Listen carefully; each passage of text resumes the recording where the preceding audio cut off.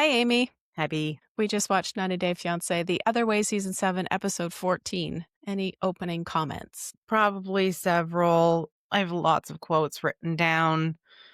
Maybe not lots, but there were some stupid things that have been said, some emotional moments. I'm just gonna say it. I feel like I'm done with this season already. I have no hope for any of the couples anymore.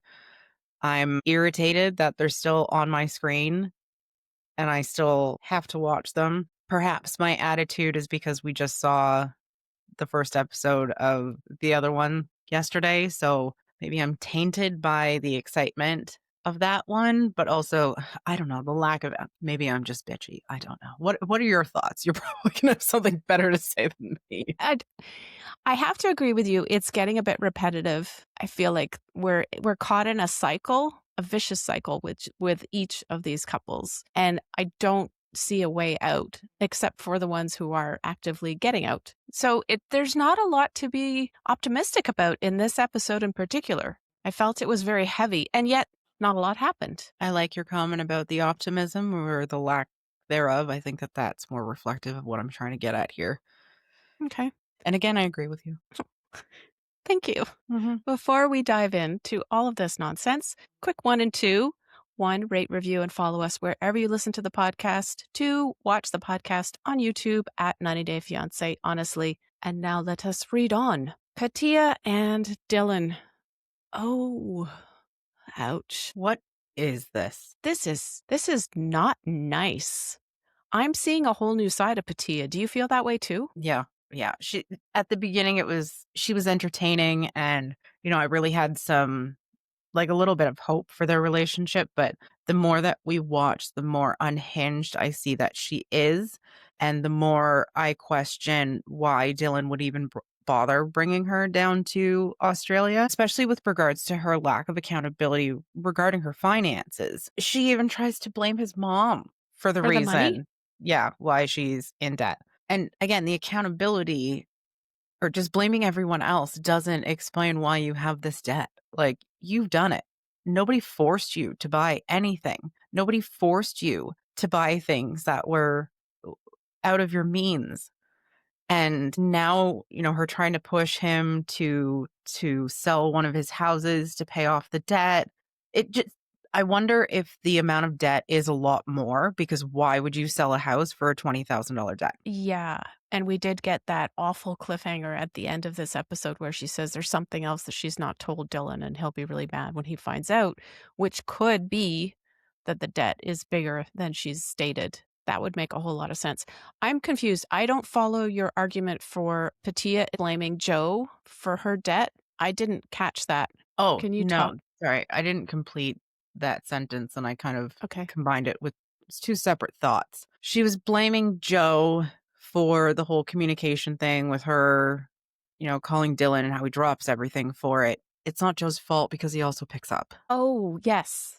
Yeah. So, But she did blatantly blame Joe. She said Joe is the reason why they're not married today. okay, And I maybe that thought was that three was a thoughts all in very, one. very bold statement to make, because Yeah. like him talking to his mom once or even several times a day should not be a reason why you guys aren't married, unless it's a problem for you specifically. This whole issue about the calling and how that's a problem for Pattiya, I don't understand this at all. I don't see that there's an issue with mom and Dylan having frequent communication during the day. If the nature of that communication is that they're bad-mouthing Pattiya, then yes, it's a problem. But I don't get that sense from everything that Joe says. And Joe seems like a very direct, straightforward, and honest person. I love the way that she communicated with Pattiya, and I thought that Yeah. Pattiya was being particularly nasty towards Joe in the kinds of things that she was saying to her. It was harsh. Yeah, I definitely agree. And I mean, the thought crossed my mind that maybe she has this negative attitude towards Joe, other than misplaced blame, is maybe she actually is jealous of her relationship with Dylan. Because what relationship does she have with her own kids? Is she She has jealous that kids. she doesn't she have kids? I honestly don't remember. I thought she did. Maybe I'm completely off the map. I don't know. Maybe I should just go back to bed. Don't do that. Don't do that. I just thought the way that this discussion went, Joe was being careful and calm and trying to accommodate and saying, you can tell me whatever you want. It's fine. Please be honest. And then the way that Pattiya was coming at her with these accusations and blame without any kind of compassion or gentleness, it's as if Pattiya expected Joe to back down immediately and to say, okay, that's it. I will only call him once a week now in deference to you. Like that's what Pattiya seemed to me to want out of the conversation is complete and utter control. Yeah. And, in the later segment, she accuses Dylan of being controlling. Yeah. And yet we had just seen that she tried to pull that with Joe. And I think Joe handled it really well when she said, well, if that's what you want, you're going to have to put that in Dylan's ear as well. And I'm sure we've talked about this before. Like, we don't know who calls who. Is it just Joe calling 40 times a day or however many times a day? Is it also him calling her several times a day? We don't know.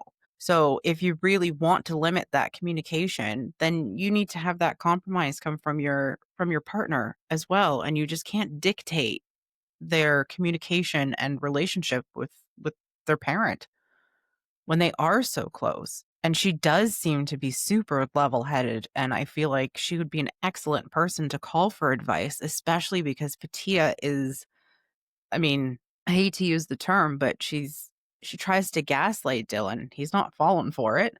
No, it's all your fault. Everything is all your fault. You're the reason why I have this debt. No, ma'am, it is not. Again, with her No. lack of accountability, I'm Yeah. irritated with her at this point. Yeah. I am too. The fact that she's 58 and she has all of this debt, she hasn't learned to be responsible in her spending yet, and that she then accuses other people of being the cause of that spending shows a real lack of maturity, a real lack of financial maturity as well. Mhm. But her lashing out at other people when it's obvious that she's just angry at herself for having gotten herself into this predicament, calling people names, like saying hateful things. She said to Joe, I hated you when she was asking her if she supported Pattiya moving to Australia. And Joe was like, well, I wanted my son to be happy and I knew this would make him happy. So I supported him. But the words that she uses, I hated you, and calling Joe a needy mother. You can immediately see Joe's back up from that comment, which is Rightfully rude, so. insensitive. Like this is your future mother-in-law. Why are you using this language with her? Do you really It's think this is an effective way to build your relationship, which is going to last presumably well into the future? just seemed to be so filled with vitriol, and like the strength of her language was concerning. And we've already seen Dylan admit to the fact that, when they had that disagreement, that, he spewed off lies. But now we see Pattiya doing something similar with Mhm. very strong language. Anyway, I don't think that the two of them have great communication if this is their default when they get angry is to lie, is to project, gaslight, blame, Threaten. threaten, name call. That's none of this is healthy. Their argument devolves so quickly into name calling and for tit for tat, trying to one up each other, blame, blame, blame. Well, you did this and you did that.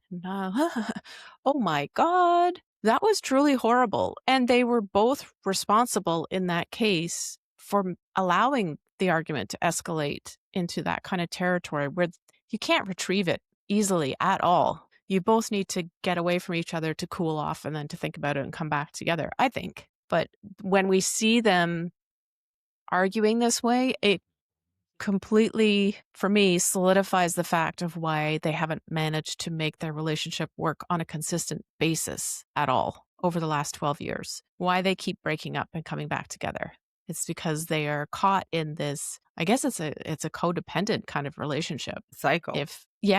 Because they're the vicious arguments, attacks against each other, and then obviously there's a period of forgiveness and contrition, but they don't actually work on it. They don't resolve it to a state where they can then proceed and be happy with each other. They just keep falling back into that same pattern. I agree with you when you said at the beginning that none of these couples should be together. For this couple, yep, I don't think they're suited together at all.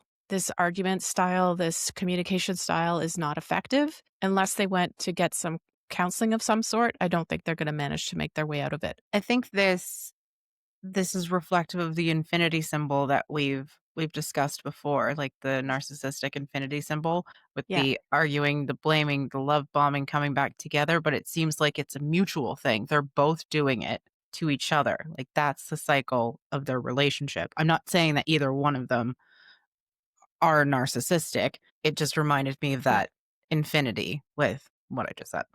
Yeah, I think it was very convenient for Pattiya to call Dylan a narcissist, but he isn't. He may have some narcissistic qualities. She sure does. They Uh-huh. both do, but he is not a narcissist. I mean, the care and consideration that he shows towards his family is enough to let you know that he is capable of showing real love towards another human being. And not just that, but he's apologized. He's Yeah, admitted to lying and he's apologized. And we all know narcissists will never acknowledge their lies, nor will they ever apologize for any of it. It's all the other person's fault. Yeah, okay. let's read on Another to surprise.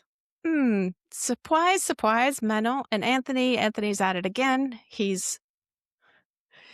I'm calling her capital U ungrateful Manon. Okay. One more surprise for ungrateful Manon. This time it's a night at a nice hotel. My first question was, with what money? And then when she said she wanted to get her nails done the next day, I was like, with what money? Yes. And then when This, they had that argument about her wanting to buy those seashell earrings or oh, whatever, her excuse was that the boutique was so small that she couldn't possibly spend $100. Are you telling me that there's not enough product in that store that would cost $100? I mean, her excuses are just they're so dumb. They're just so out to lunch. They make absolutely no sense. She's just a miserable, miserable human being who wants everything given to her. She wants all the praise from all the people.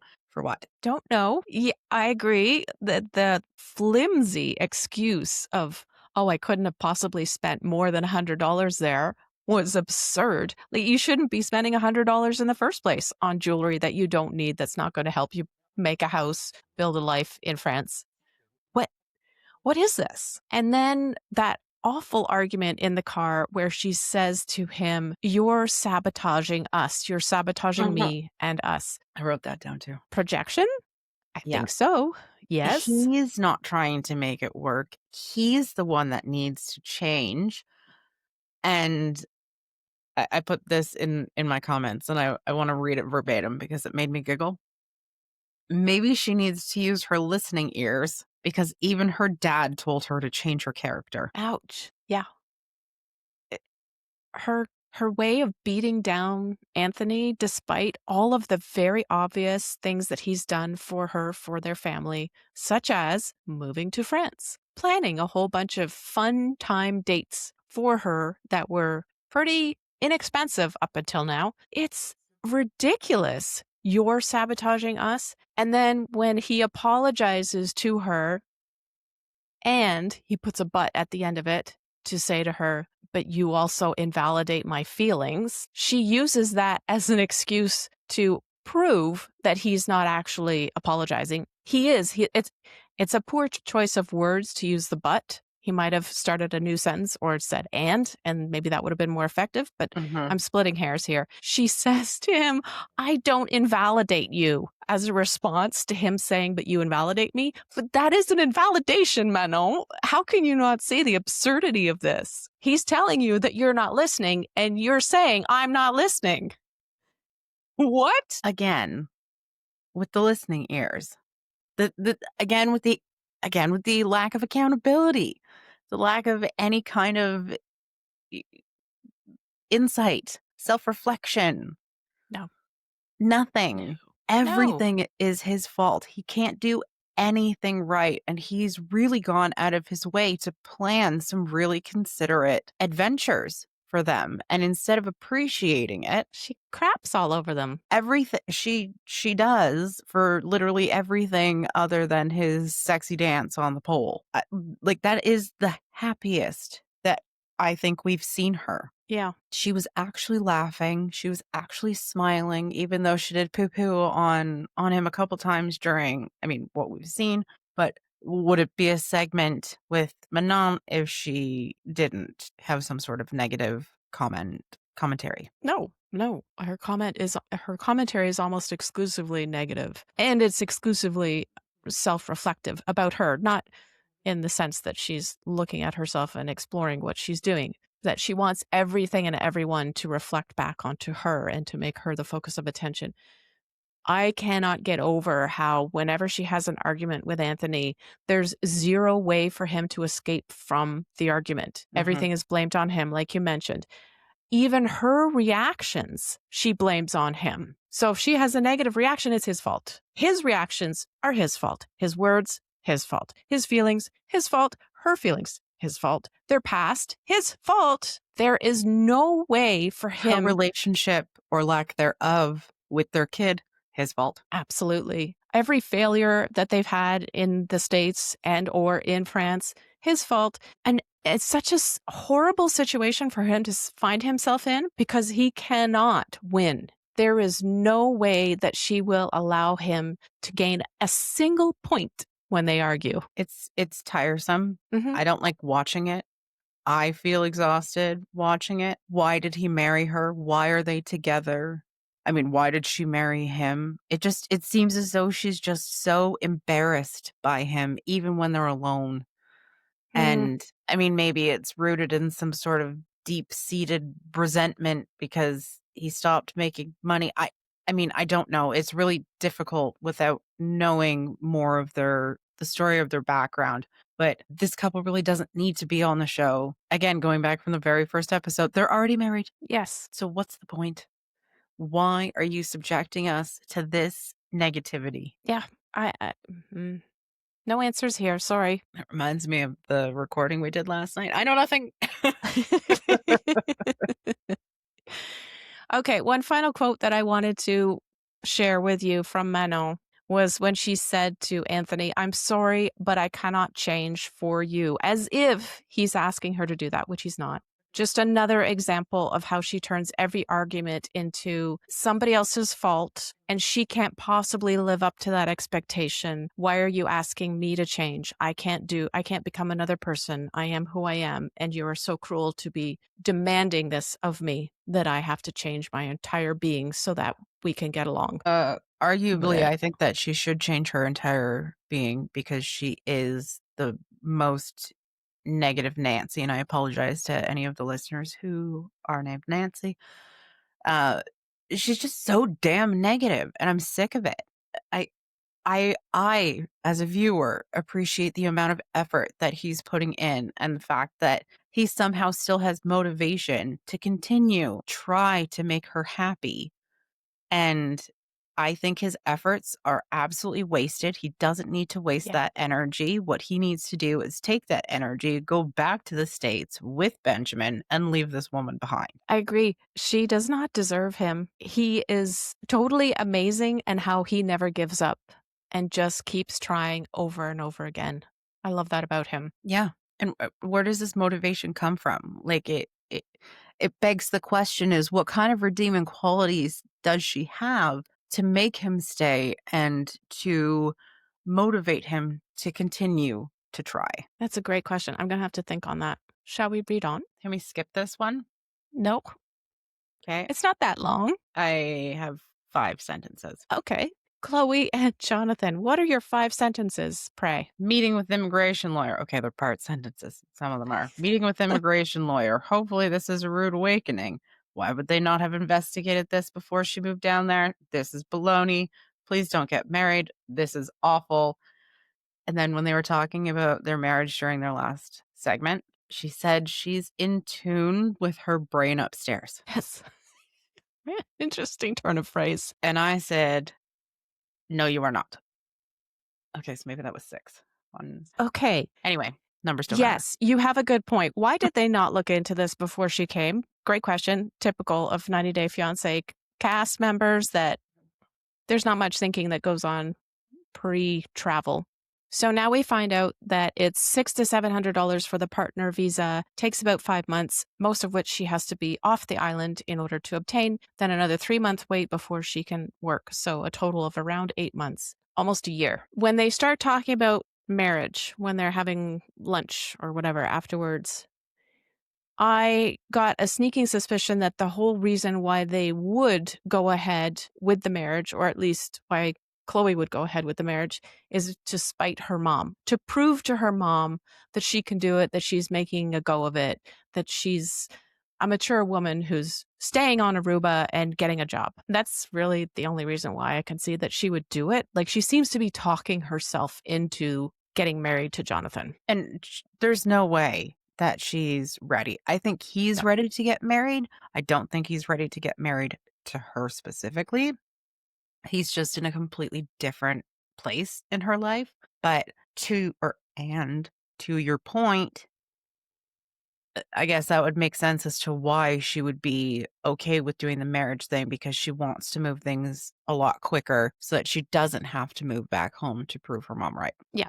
Though Yeah, I it's think it would make her mom more proud if they took their time to make this decision. If she moved back home for a period of time and say, we're working on getting this visa, we're still together, we're still faithful. I am not jealous. Nope, nope, nothing. No. She wants everything. She wants it right now. She doesn't want to put any effort into anything. She's already put her time in with her effort in life with her cheerleading. So why can't she just have literally everything else right here, right now? absolutely the hallmark of a teenager. I want it now. Give it to me now. I don't want to work for it. Just Yeah. give it to me. Mhm. With her brain upstairs. Honestly, I keep going back to that. Where else is your brain going to be? She is entertaining, at the very least. She is not smart. No, not really. Shall we Not at read on? all. Okay. Okay. Yes, let's do this. Let's join Greta and Matthew. They left us with the words, I don't think I love you anymore. And that is where we open this scene. Tragic, but at least Matthew has the cat right there beside him, ready to be the emotional support animal that he or she is. Nice little touch. And then Matthew goes into convincing mode. This was his little sad puppy dog eyes remind me of a certain someone that I won't say. But oh my God, I am so sad. You have to do all the things that I say because I look like I'm very sad. Please stay, because I don't want to put in any effort with anyone else ever again. Yeah. He wasn't listening. The fact that he said that they just needed some more time together, and yet he hasn't made any time for her. He hasn't made any space for her, emotionally or physically, possibly even mentally. I don't know. Just throw all those into the mixed bag. Like, he's been an absolutely awful partner. But I'm also curious as to why Greta would have made that move instead of having one final visit before she went, because she did say that, they've been struggling for about 6 months, and she was hoping that, having some face-to-face interaction, some that would really help her. And I feel like I'm answering my own question with this, but she kept talking about the fairy tale at the very beginning, and I think that she was trying to force that fairy tale ending on herself. But then when she did land and he didn't give her the emotional, physical, mental space for her,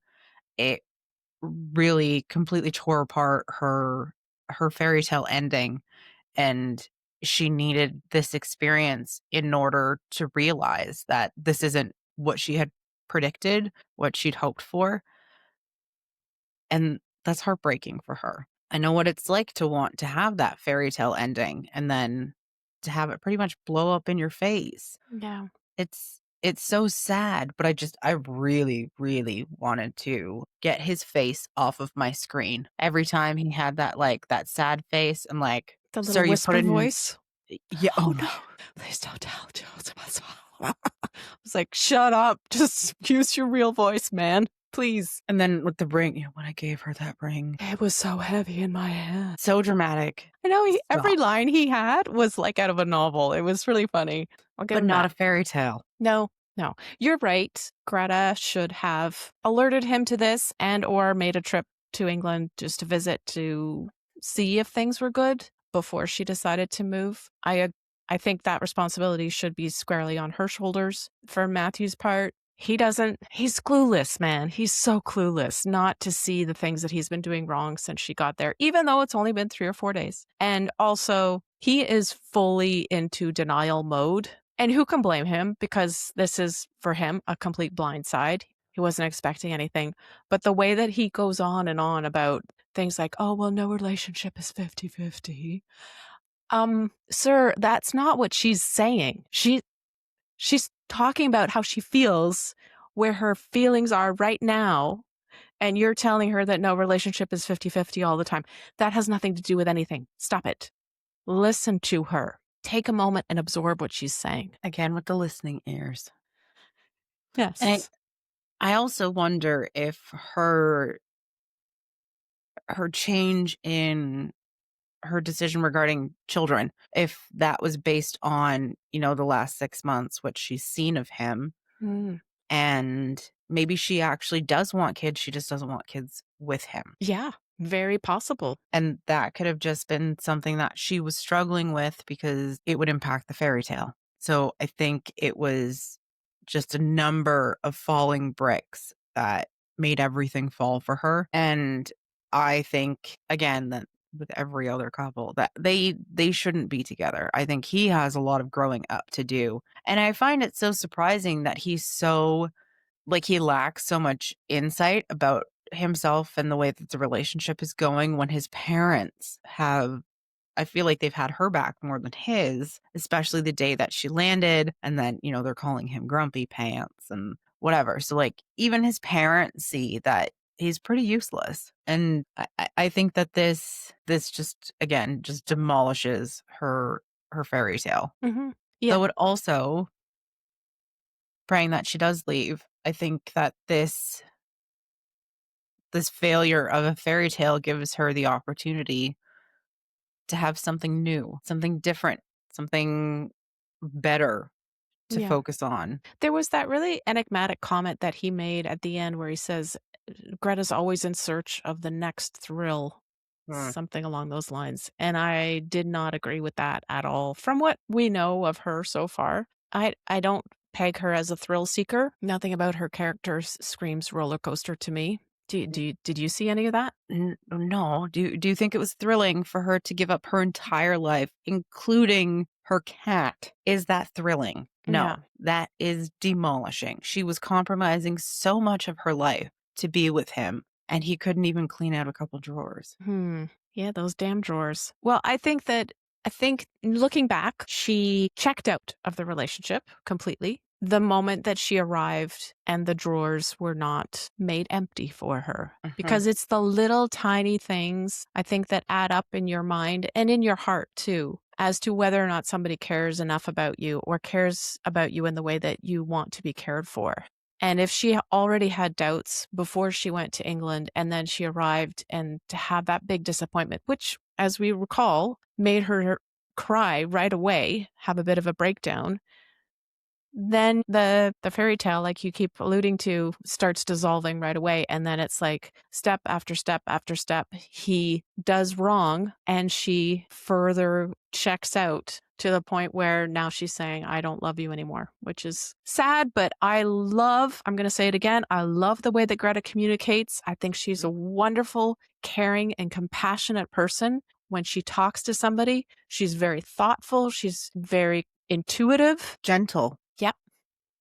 And I can't find fault with the way that she broke up with him. I think that she was fabulous. And he handled it pretty well too. Like, yes, he tried to convince her to stay and he didn't really listen all that well, but he tried and he eventually got the message and he wasn't angry. He didn't go into a rage. There was no name calling. He seems to accept it at this point, and we shall see what happens next week. Well, I think, sorry, I just choked on nothing. Welcome to perimenopause. Ugh, that was painful. Thanks for aging me. I think he's gonna try to guilt trip her with his mopiness Oh, before she God. leaves. He's Mhm. literally going to drag his feet around the house. He's going to hang his head, and I think his parents are just gonna be like, "Really?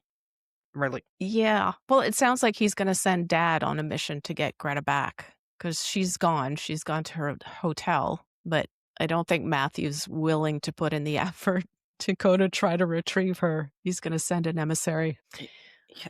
Okay, which well, which it's is not that, smart because she seems to have a better connection to the parents than she does to him. but she's not going to marry his parents. I hope not. And I can see his dad saying, "No, like, if you can't repair this on your own, I'm not gonna do it for you."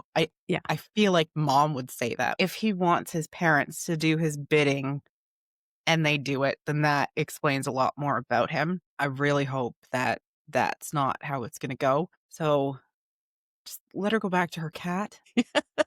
Yes. Let her do her law thing with how professional is that? Let her do her law thing. Not even thinking about what I do, but let her live her life and stop being so selfish. And we've been saying this from the second that she landed. She deserves so much more. I haven't seen any redeeming qualities that he has that should keep her there. And again, with her communication, the fact that she told him that she doesn't love him anymore, good for her. Good for her for realizing that, for communicating that. And I think that that was one of the best ways to be able to explain why she wants to break up with him. I really hope next week is more upbeat and positive because I can't handle all this negative stuff. In 2 shows, 2 nights back to back, it's a bit much. I don't know, because given the previews, even Scotch was upset about it. What are we seeing next week? We're seeing Madeline possibly being pregnant. Boo. Wonderful. We're seeing Jenny not knowing how to do math, simple math. Jenny. I know. And we're seeing dad being sent to go talk to Greta about not breaking up with Matthew. That's all I can remember. That's more than what I've got. Okay. Let's leave it there then. Okay. Before we go, if you're enjoying the 90 Day Fiance Honestly podcast, please subscribe to or give our show a follow. And if you have an additional moment, please rate us and help other 90 Day fans to find our show. Thanks for listening. Thanks, everyone. See you next week.